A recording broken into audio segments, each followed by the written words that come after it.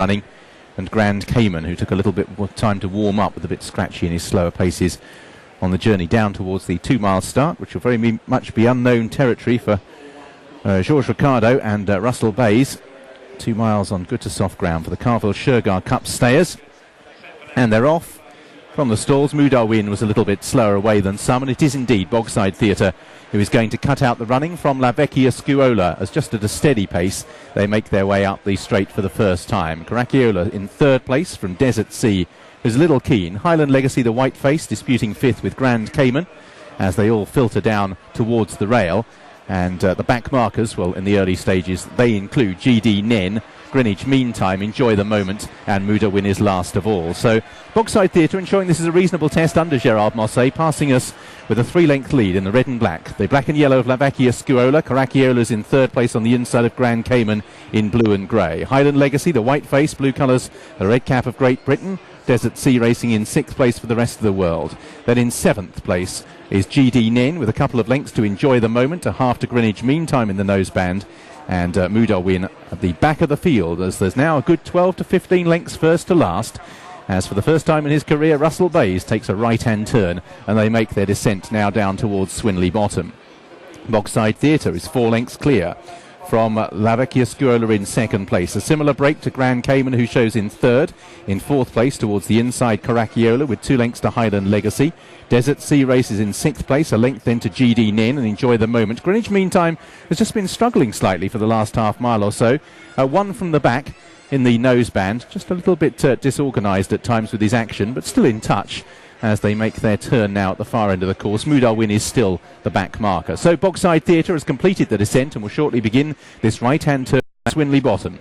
Bogside Theatre showing the way for Gerard Mosse, who leads and is second overall in the silver saddle.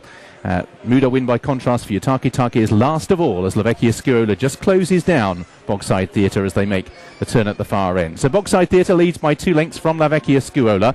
Still 4 lengths back to Caracciolo, who shows in third place. Grand Cayman is in fourth, but is still a good dozen lengths or so off the lead in that position. Highland Legacy continues to race in fifth from Desert Sea. GD Nen, and then behind these a couple of lengths to Enjoy the Moment. Greenwich Meantime trying to get back on terms with the leading group, and still last of all is Mudarwin, and there's been no pause at all in the relentless nature of this pace as Bogside Theatre makes the ascent still by a couple of lengths from in second La Vecchia Scuola. About 4 lengths back in third place to Caracciolo, who continues to share that position with the improving Highland Legacy, that big white face.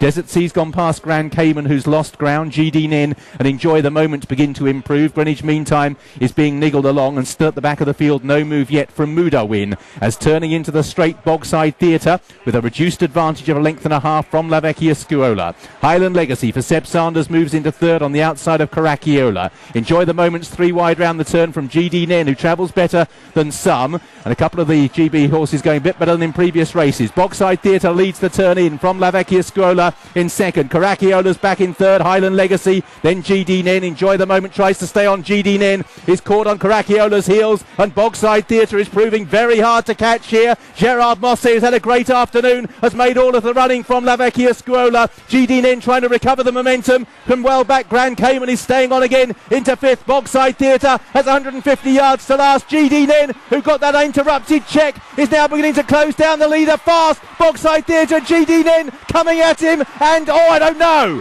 Not sure. GD Nen got close to Bogside Theatre, and given the interference would be an unlucky loser. Grand Cayman was third, Caracciolo fourth, La Vecchia Scuola fifth, and a gap back to the others. It'll go to the judge.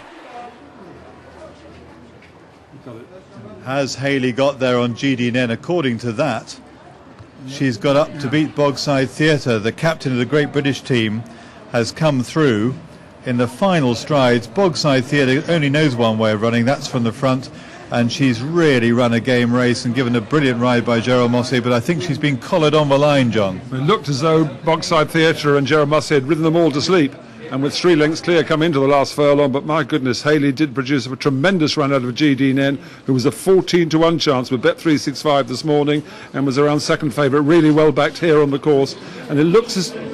Here it comes now, here it comes. GD Nen wins the races. Bogside Theatre second. Number 12 is third. That just waiting on that, waiting on the third. Yeah, I've got the full. First, number 8, which is GD Nen. Second, number 7, Bogside Theatre. Third, number 12, Grand Cayman. Fourth was number 2, Caracciolo. And fifth home was number 11, La Vecchia Scuola. Timed it absolutely perfectly, didn't she, Haley? Really came absolutely late, Fantastic. and it was the last stride to go and get up. Gerald Mussey looked as though, as I said, he'd ridden them all to sleep and dominating the race from the start. But last few strides, the Great Britain team captain. Let's hope we do as well in the Olympics. I think we should have Hayley Turner, captain of our team Great Britain, out in Beijing. Well, it's getting closer all the time because they went into the halfway stage, tied the rest of the world in Europe. We gave Europe about too many points for that non-runner, but it doesn't apply when it's taken out of the start. So that's 40-40. But Ireland and Great Britain getting valuable points here. And, the Great Britain team getting valuable points with Hayley Turner. It's boiling up into a very exciting finish. It is absolutely fantastic, isn't it? And you say these international jockeys, but look where she comes from on this winner here. Hayley Turner, absolutely amazing how she's able to come right the way through towards the outside to begin the challenge now, burst through. She's still half a dozen lengths behind the lead of this Bogside Theatre, and she's still starting to make ground now. She's still 5 lengths down, and they're coming inside the final furlong now. Look at the ground she makes up. Gerard Mossey thinks he's got it all won, but swooping on the outside. Here comes Hayley. Go on, Hayley. Absolutely terrific. Go on, my girl. Go on, my girl. Go on, my girl. Go on, my girl. And she gets it. We're terrific. Absolutely great for Hayley Turner. What a great commentator I am when I know the result. I was going to say, if all the commentators in the world went down with bubonic plague, I think you might be called in to be reserve. As long as I know the result beforehand, yes, then I'm all right. But a terrific ride, and she knew that the horse really stayed this GD Nen, really well backed, as I said. And for Mark Tompkins, it's been 4 years and 36 runners here at ASCOT since he last had a winner. So that snaps a long loose